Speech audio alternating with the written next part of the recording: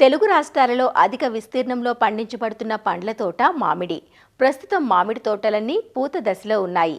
కొన్ని ప్రాంతాలలో పచ్చి పూత దశలో ఉండగా మరికొన్ని ప్రాంతాల్లో ఇప్పుడిప్పుడే పూతలు వస్తున్నాయి. ప్రస్తుత దశలో తోటలను రసం పీల్చే పురుగులైన తేనెమంచు, తామర పురుగులు, బూడిద తెగులుతో పాటు ఇటీవలి కాలంలో అధికంగా కనిపిస్తున్న నల్ల తామర పురుగులు వంటి చీడపీడలు ఆశించి నష్టపరుస్తున్నాయి. అలానే ప్రస్తుత వాతావరణంలో పూత పిందె రాలకుండా ఎలాంటి చర్యలు చేపట్టాలో తెలియజేస్తున్నారు సంగారెడ్డి ఫల పరిశోధనా స్థానం శాస్త్రవేత్త డాక్టర్ మౌనిక. ఫలరాజు మామిడి మన తెలంగాణ మరియు ఆంధ్ర ప్రాంతాలలో ఇప్పుడు పూత దశలో ఉందండి. ఈ పూత దశలో మనం ముఖ్యంగా చూసుకుంటే అనేక రకాల చీడపీడలు మనకి మామిడిని నాశించే అవకాశం ఉంది. పురుగులను చూసుకుంటే గనక మామిడి పూత దశలో ఉన్నప్పుడు మనకి తామర పురుగులు మరియు తేనెమంచు పురుగులు అనేవి అత్యంత బెరడను కలిగిస్తాయండి.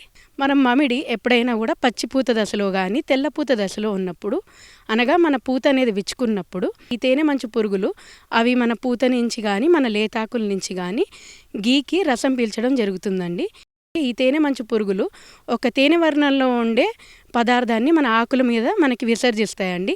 దీన్నే మనం హనీడ్యూ సెక్రీషన్ అని కానీ లేకపోతే బంకలాగా కనిపించడం అనేది మనం గమనిస్తాము. తేనె వర్ణంలో ఉండే పదార్థం మీద దీనిలో చక్కెర శాతం ఎక్కువ ఉండడం వల్ల అనేక రకమైన శిలీంధ్రాలు వీటి మీద వచ్చే అవకాశం ఉంది. దానివల్ల మనకు ఆకులు కానీ పూగుచ్చం కానీ మొత్తము నల్లగా మసి తెగిలాగా వచ్చే అవకాశం ఉంటుంది. దాన్ని ముందుగానే గమనించుకుని తగిన జాగ్రత్తలు తీసుకోవాలండి. వీటి నివారణ కొరకు పచ్చిపూత దశలో మనం వేప నూనె 5 ml లీటర్ నీటికి కలుపుకొని పిచికారీ చేసుకుని ముందస్తు జాగ్రత్త చర్య తీసుకోవచ్చండి. అదేవిధంగా ఒకవేళ పూత మొత్తం విచ్చుకుని లేదా పచ్చిపూత కానీ తెల్లపూత దశలో ఉండి మనకు పురుగు ఉధృతి కనుక ఎక్కువగా ఉన్నట్లయితే మనం కంపల్సరీగా ఇమిడాక్లోప్రిడ్ అనే ద్రవణాన్ని 0.3 ml లీటర్ నీటికి చొప్పున కలుపుకొని పిచికారీ చేసుకోవచ్చండి. అదేవిధంగా ఇది లేని తరుణాన థయోమిథాక్సామ్ అనే మందుని 1/2 గ్రాము లీటర్ నీటికి చొప్పున కలుపుకొని పిచికారీ చేసుకోవచ్చండి. ముఖ్యమైన గమనిక ఏంటంటే కూడా మనకి తెల్లపూత దశ అంటే మనకు పూగుచ్చం మొత్తం విచ్చుకున్న తర్వాత ఎటువంటి పిచికారీలు మనం తోటలో చేపట్టకూడదండి. ముందస్తు జాగ్రత్తలే తీసుకోవాలి. ఒకవేళ తప్పనిసరి పరిస్థితిలో పురుగు ఉధృతి కనుక ఎక్కువగా ఉండి మనం పిచికారీ చేసుకోవాల్సి వస్తే కనుక వర్షపాతం ఎలా అయితే ఉంటుందో అలా చిన్న బిందువు సేంద్రం పడేలాగా మనం చూసుకుని పిచికారీ అనేది పెట్టుకోవాల్సి ఉంటుందండి. అదేవిధంగా మన పూత దశలో ఇంకో ముఖ్యమైన తెగులు మనం గమనించేది ఏంటంటే బూడిద తెగులు అండి. దీన్నే మనం పౌడరీ మిల్యూ అని మనం అంటాము.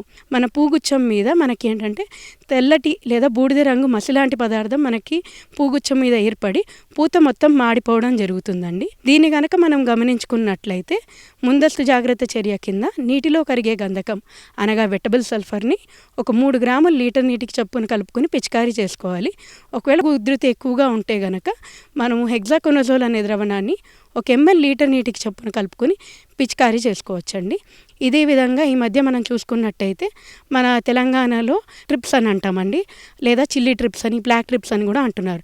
ఈ మధ్య కాలంలో ఏంటంటే మనకి మిరపలో వచ్చే చీడపీడలు మనకి మామిడిలో కూడా గమనించడం జరుగుతుంది.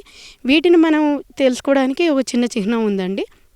ఎక్కడైతే పిందె ఏర్పడినట్టయితే ఆ పిందెల మీద గీకినట్టు మనకి గజ్జి మచ్చలుగా అలాంటివి మనం కాయల మీద కానీ పిందెల మీద కానీ గమనించుకోవచ్చండి. ఇవి కనుక ఒకవేళ మనకి తోటలో అధికంగా ఉంటే కనుక ఫిప్రోనిల్ అనే ద్రవణాన్ని 1.5 ml లీటర్ నీటికి చొప్పున కలుపుకొని పిచికారీ చేసుకోవాలండి.